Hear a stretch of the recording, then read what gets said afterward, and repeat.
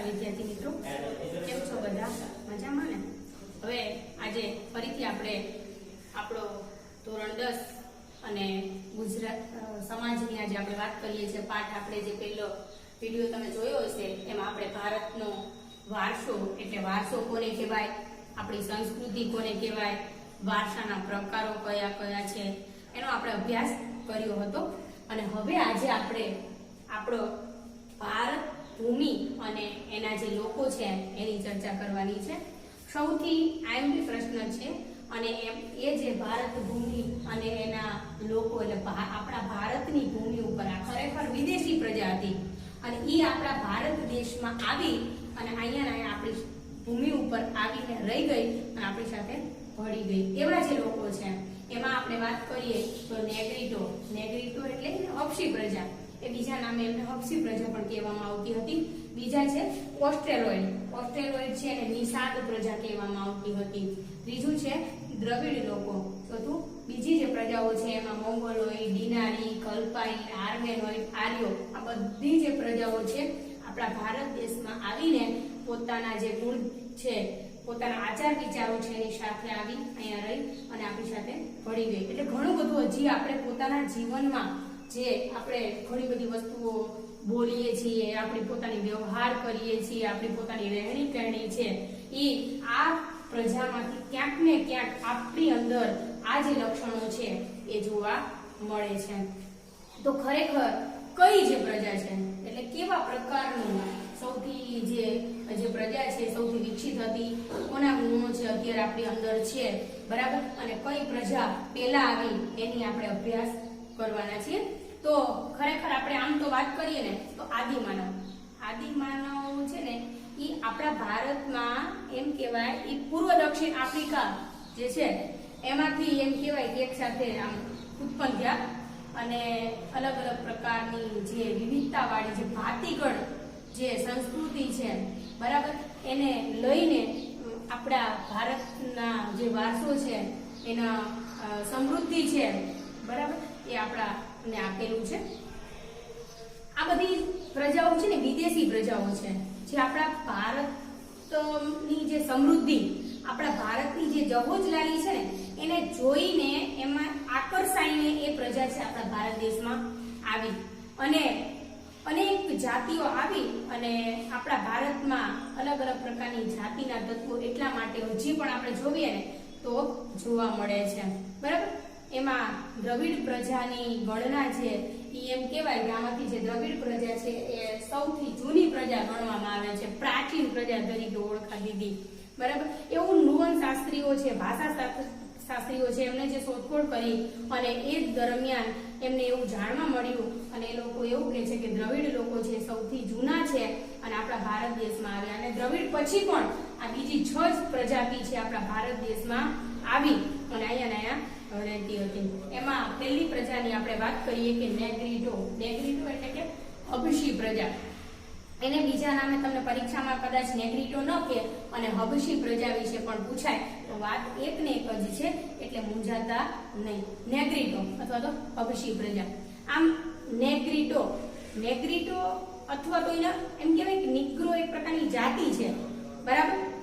જાતિ નિગ્રો એટલે હબશી એમની જાતિ હતી અને એ સાથે આપણા ભારતમાં સૌથી જે આમ પ્રાચીન નિવાસી અત્યારે હાલના સમયમાં આ તો જે નુવન શાસ્ત્રીઓ શોધખોળ કરી તો એ દરમિયાન લોકો દ્રવિડ કહેતા હતા, પણ એમના જે મંતવ્યો છે એ પ્રમાણે દ્રવિડ લોકો હતા. પણ આમ જોવા જઈએ તો આપણા ભારતમાં એ નેગ્રીટો જે પ્રજા છે, નિગ્રો જે પ્રજા છે આપણા ભારત દેશમાં એ સૌ પ્રથમ આ પહેલા આવેલી હોવાનું મનાય છે.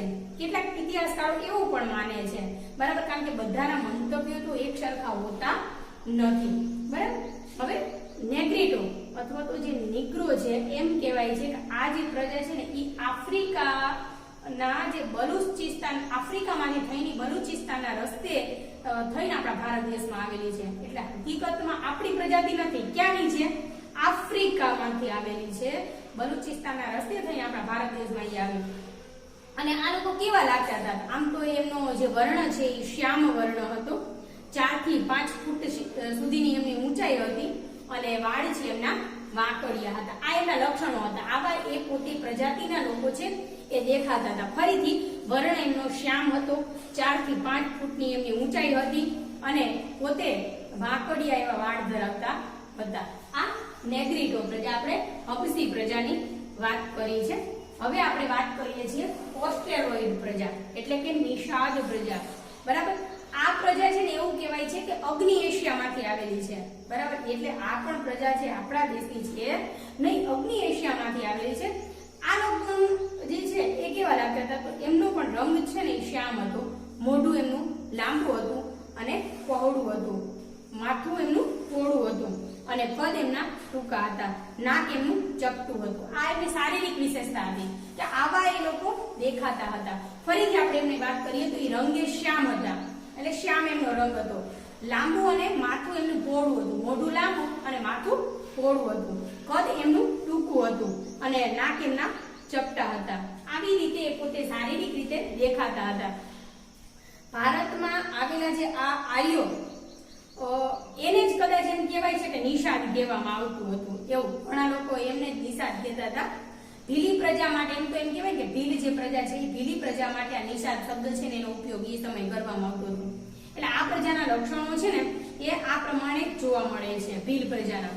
એટલે આપણા ભારતની આપણે સંસ્કૃતિ, આપણી પોતાની સભ્યતા અને આપણો જે વિકાસ થયેલો છે એમાં એમ કહી શકાય કે આ ઓસ્ટ્રેલિયન પ્રજા છે એનો ફાળો ઘણો બધો રહેલો છે, વિશિષ્ટ ફાળો એનો રહેલો છે. કારણ કે એ લોકો એ દરમિયાન માટીના વાસણો બનાવતા હતા, ખેતી કામ કરતા હતા, સુતરાઉ કાપડ બનાવતા હતા, એનું વણાટ કામ કરતા હતા. આવા ઘણા બધા કૌશલ્યો છે ને એ ઓસ્ટ્રેલોઇડ પ્રજામાં જોવા મળતા હતા અને એમનામાંથી જ આપણે એમ કહી શકાય કે આપણે એ લક્ષણો છે એ આપણામાં આવ્યા હશે અથવા એ ગુણો છે આપણે એમના પાસેથી મેળવ્યા હશે. આ બધી એમની પોતાની ધાર્મિક જે અમુક માન્યતાઓ છે એ પણ એ લોકો ધરાવતા હતા. આ ઓસ્ટ્રેલોઇડ પ્રજાની આપણે વાત કરી. હવે આપણે વાત કરીએ છીએ દ્રવિડ લોકો. દ્રવિડ તો એમ કહેવાય કે આમ તો મૂળ છે ને આમ એમનું મૂળ વતન આમ જોવા જઈએ તો ભારત હતું દ્રવિડ લોકોનું. બરાબર, અને આપણી જે મોહેન્જો દડોની જે સિંધુ સંસ્કૃતિના જે સર્જક આપણા અને પાષાણ યુગના સીધા વારસદાર એટલે આપણે સિંધુ સંસ્કૃતિના સમયથી લઈને આજ દિન સુધી જે દ્રવિડ લોકો એ પોતે સીધા એના વારસદાર તરીકે ઓળખાતા હતા. ઉત્તરમાંથી આમ તો એમ કહેવાય કે આપણા ભારત દેશમાં ઉત્તર તરફથી એ પોતે આવેલી પ્રજા છે અને એની ભાષા અને એની સંસ્કૃતિના લક્ષણો હજી પણ આપણી અંદર ટકી રહેલા છે. બરાબર, જેમ જેમ સમય પસાર થતો ગયો, જેમ જેમ સમય વીતતો ગયો એમ એમ આ લોકોને આપણે દ્રવિડ તરીકે ઓળખવા લાગ્યા.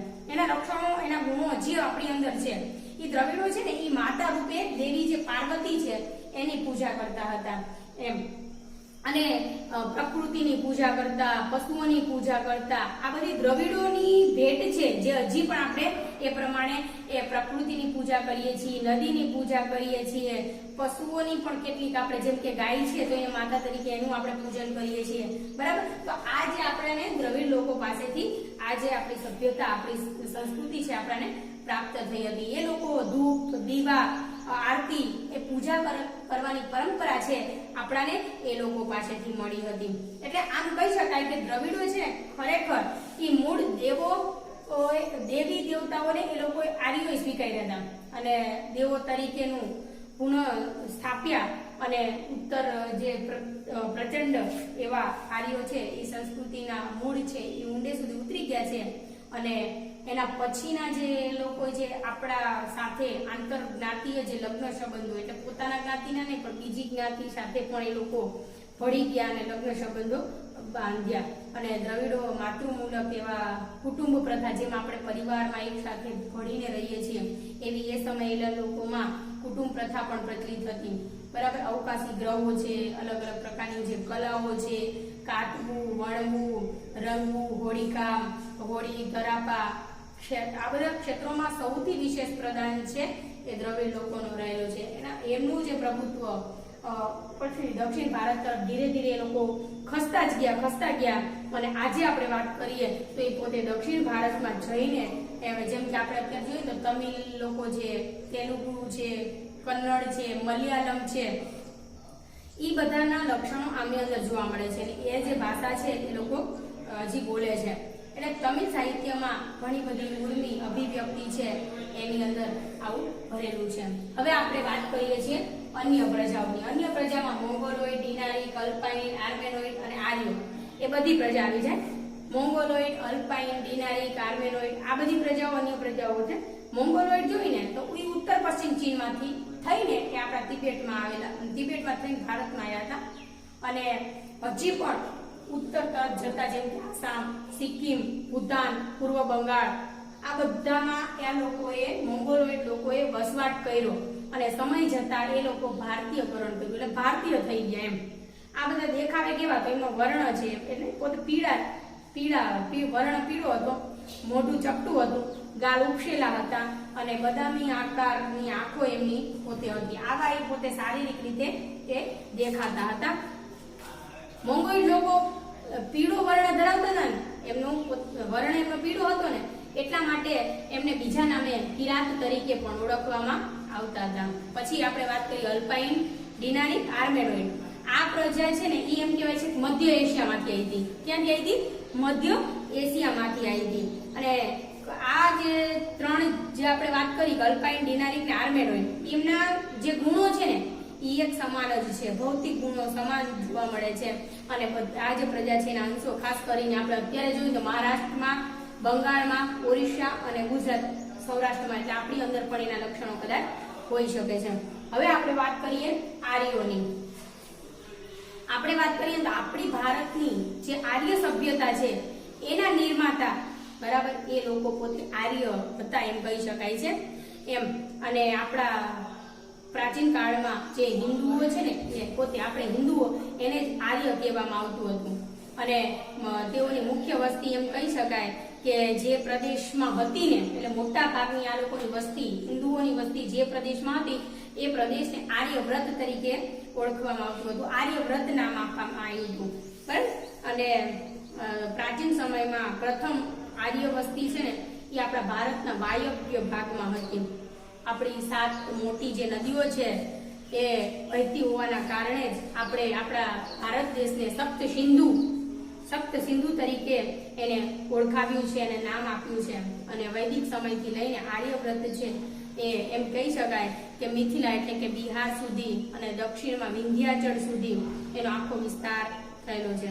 આર્યો છે ને ઈ પણ પ્રકૃતિ પ્રેમી હતા. આર્યો પ્રકૃતિ એટલે એ લોકો વૃક્ષોની, પહાડોની, સૂર્ય ભગવાનની, વાયુની, નદીની, વરસાદની આ બધાની પૂજા આરાધના કરતા હતા. અને દરેકની એ લોકો સ્તુતિ કરતા અને રૂચાઓ એટલે કે એની મંત્રો પણ બોલતા હતા. અને વેદ પઠન કરતા હતા, શ્લોકો બોલીને એનું પઠન કરતા હતા. જેમ જેમ ધાર્મિક સમય ગયો એમ એમ ધાર્મિક વિધિઓ પણ એમણે પેલા સમયમાં આપણે જોવી યજ્ઞ યાગાદિની જે ક્રિયાઓ છે એ પણ કરવામાં આવતી હતી. ભારતમાં ઘણી બધી જે પ્રજાઓ આપણા ભારત દેશમાં આવી એની એ પોતે અહીંયા રહી આપણી સાથે ભળી ગઈ અને એના લક્ષણો છે એ આપણાને દેતી ગઈ છે. એટલે આપણે અપનાવી લીધા છે. એટલે આપણી સંસ્કૃતિ અત્યારે કેવી સમન્વય સંસ્કૃતિ બની ગયેલી છે, બરાબર. અને એની સાથે આપણે લગ્ન સંબંધોમાં આવ્યા અને આપણું બધાનું સંમિશ્રણ થઈ ગયું છે. એટલે આપણી જે સંસ્કૃતિ છે સમન્વયકારી જે સંસ્કૃતિ છે બની ગયેલી છે. હવે આપણો ટોપિક છે વારસાનું જતન અને સંરક્ષણ, બરાબર. તો આ આપણાને આટલો મોટો સમૃદ્ધ વારસો પ્રાપ્ત થયો છે તો એનું જતન અને એનું સંરક્ષણ કરવું જરૂરી છે. આપણે જોઈએ તો આપણા ભારતમાં આપણાને રળિયામણું બનાવનાર, સમૃદ્ધ બનાવનાર કોઈ હોય તો આપણો ભારતનો વારસો છે, બરાબર. આકર્ષક બનાવ્યું છે. આપણા ભારત દેશને ગૌરવનું સ્થાન અપાયું છે, બરાબર. આપણે બીજા વિશ્વમાં પ્રતિષ્ઠિત થયા, ગૌરવભર્યું અગ્રીમ સ્થાન આપણને મળ્યું તો આપણા વારસાના કારણે મળ્યું છે, બરાબર. તો આપણી નાગરિક તરીકેની, આપણે બધા નાગરિક છીએ, આપણી બધાની નાગરિક તરીકેની એક પ્રાથમિક ફરજ આવે કે આપણે આ વારસાને જતન કરવું, એનું સંરક્ષણ કરવું. આપણા બંધારણમાં પણ એને નાગરિકની મૂળભૂત ફરજોમાં એની જોગવાઈ કરેલી છે. અને બંધારણના અનુચ્છેદ 51 ક માં ભારતના નાગરિકની મૂળભૂત ફરજમાં એમાં દર્શાવ્યું છે 6 જ ટ માં, એટલે કે 6, 7 અને 9 ની જે કલમ છે એમાં ભારતના બંધારણમાં એ નાગરિકની વારસાના જતન કરવા માટેની શું ફરજ છે. તો આપણે પોતાને આપણી જે સમન્વિત એટલે કે ભેગી આ જે સંસ્કૃતિ મળી છે તો આપણે એનું મૂલ્ય સમજવું જોઈએ અને એની આપણે જાળવણી કરવી જોઈએ. આપણાને જંગલો છે, આપણાને પ્રાપ્ત થયા તળાવો છે, નદી છે, પશુ પક્ષીઓ છે, કુદરતી આપણને પર્યાવરણ આટલું સરસ મળ્યું તો આપણે એને જતન કરવાનું છે, સાવચેત કરવાનું છે, એને નુકસાન નથી કરવાનું, એને બગાડવાનું નથી. બધા જીવો પ્રત્યે પણ આપણે દયા રાખ. અત્યારે જોયું તો વૃક્ષોને દિવસે ને દિવસે આપણે કાપવા લાગ્યા છીએ, એનું હનન કરતા થઈ ગયા છીએ. બરાબર, ઘણા બધા જાનવરો છે એને ઉપયોગી વસ્તુઓ માટે થઈને જાનવરો છે એની હત્યા કરી નાખવામાં આવે છે. બરાબર, એને મારી નાખવામાં આવે છે. તો આપણે એવું નથી કરવાનું. આપણે એ જંગલોને સાચવવાના છે, આવા જીવોને સાચવવાના છે અને બધા જીવો પ્રત્યે અનુકંપા રાખવાની છે. આપણે આ જાહેર મિલકત કહેવાય, કોઈની પોતાની બાકીથી જાગીર નથી આ, એટલે બધાની જાહેર મિલકત છે. એટલે આપણે આ હિંસાનો ત્યાગ કરવાની આપણી પોતાની ફરજ છે. આમ પ્રકૃતિએ ઘણું બધું આપણને આપ્યું છે, બરાબર, અને આપણી પાસે કંઈ લીધું નથી, માત્ર ને માત્ર એને આપ્યું છે. તો આ જે સુંદરતા, એની પવિત્રતા, એની શુદ્ધતા છે એને આપણે એમને બી ટકી રહે અને એમને બની રહે એ આપણી નાગરિક તરીકેની બધાની નૈતિક ફરજ છે. અને આપણે એનું ઘડતર કરવાનું છે, એનો વિકાસ કરવાનો છે, બરાબર, અને એને સાચવવાનું છે. એટલે ભાષાના જતન અને સંરક્ષણની આપણે બાબતોની વાત કરીએ કે આપણી બધાની નૈતિક એ ફરજ છે. હવે ખાસ કરીને આ ભારત ભૂમિ અને એના લોકો છે, એમાં નેગ્રી, ઓસ્ટ્રેલિયન, દ્રવિડ, અન્ય પ્રજાઓ છે, એનો ખાસ તમે 2-3 વાર અભ્યાસ કરજો અને વિડીયોને સાંભળજો. અને જો તમને ન સમજાય તો તમે મને કોમેન્ટ કરીને શેર કરજો. બરાબર, આ વખતે આપણે સમાજમાં 1, 8 અને 15મો જે પાઠ છે એ પોતે એ પરીક્ષામાં હશે અને આપણી પરીક્ષા 29 અને 30 તારીખે છે. બરાબર, એટલે ખાસ કરીને તૈયારી કરજો. Okay, thank you.